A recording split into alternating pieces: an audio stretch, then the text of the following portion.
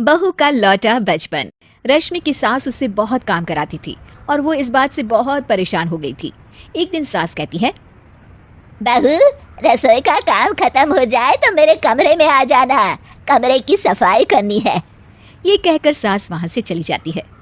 ये सासू माँ भी ना एक के बाद एक काम देती ही जाती है, जैसे कि मैं कोई बोतल से निकली हुई जिन हूँ। रश्मि अपनी सास के कमरे में जाती है और स्टूल पर चढ़कर अलमारी से सामान निकाल रही होती है।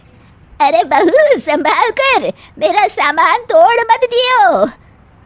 वाह, इन्हें अपनी बहू की कोई चिंता नहीं है, सामान की पड़ी है कि वो ना टूट जाए। अब तो इनका सामान तोड़ना ही पड़ेगा। रश्मि सामान हाथ में पकड़ लेती है और नाटक करने लगती है। सास ये देखकर घबरा जाती है। अरे बहू, मेरा सामान बचाकर कहीं गिर ना जाए। हाँ हाँ मम्मी जी, नहीं गिराऊंगी आपका सामान। रश्मि का सच में बैलेंस बिगड़ जाता है। अरे मेरा तो सच में बैलेंस बिगड़ रहा है। रश्मि स्टूल से नीचे गिर जाती है और उसका सर बेड से लग जाता है। रश्मि के सर में दर्द हो रहा होता है। वो बेहोश नहीं हुई होती है, लेकिन वो आंखें मूंद कर पड़ी रहती है। ये देखकर उसकी सास घबरा जाती है। अरे बहू, ठीक तो है ना? तू बोलती क्यों नहीं बहू? ये अच्छा मौका है, बेहोशी का नाटक कर लेती हूँ, काम से तो बच जाऊंगी। सास रश्मि को बेड पर लेटा देती है और अपने बेटे सूरज और डॉक्टर को फोन करती है। वे दोनों कुछ ही देर में घर आ जाते हैं।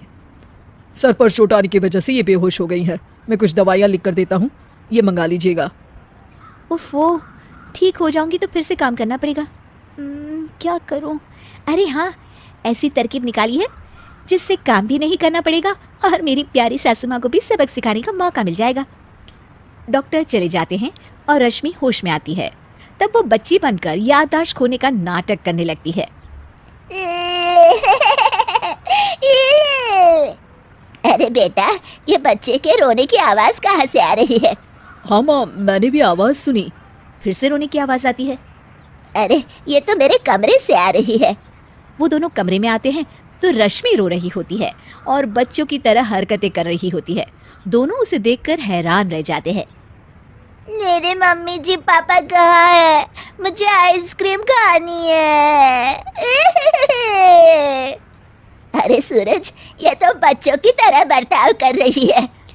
हाँ माँ, लगता है चोट लगने से इसके दिमाग पर असर हुआ है। आप लोग कौन है? मुझे मम्मी के पास जाना है।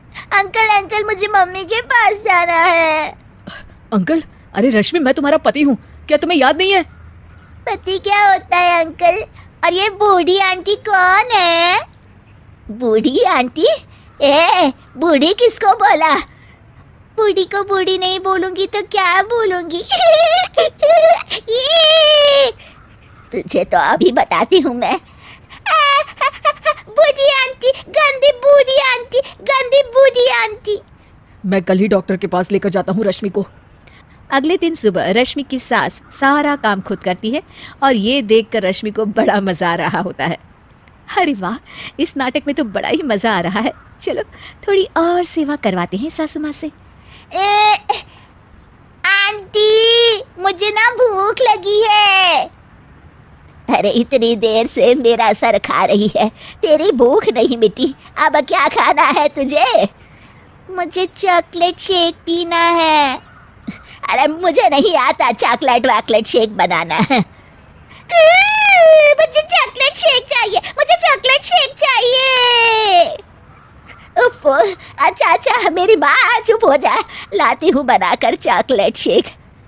रश्मि अपनी सास से खूब काम करा रही होती है और अपने नाटक का जमकर फायदा उठा रही होती है। रश्मि पूरे घर को बार बार गंदा कर देती है और उसकी सास बार बार सफाई कर रही होती है। ए बहू, तुझे समझ में नहीं आ रहा? कितनी बार कहा है कि एक जगह बैठ, अभी एक थप्पड़ लगाऊंगी तुझे। रश्मि रोना शुरू कर देती है।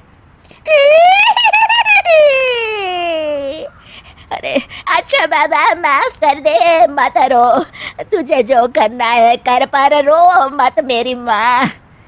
रश्मि अपनी सास की नाक में दम कर देती है। कुछ देर बाद सूरज फिर से डॉक्टर को लेकर आते हैं और डॉक्टर पूरी तरह रश्मि की जांच करता है।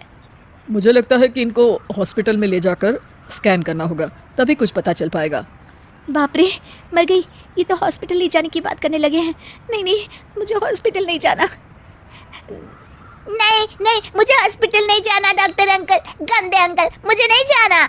डॉक्टर तभी एक इंजेक्शन निकालते हैं और रश्मि को लगाने जा रहे होते हैं। नहीं नहीं, मुझे इंजेक्शन मत लगाइए डॉक्टर, मुझे इंजेक्शन से बहुत डर लगता है। मैं तो नाटक कर रही थी, मैं बिल्कुल ठीक हूँ। डॉक्टर और रश्मि की सास और पति एकदम दंग रह जाते हैं और रश्मि के इस नाटक का हो जाता है दी एंड।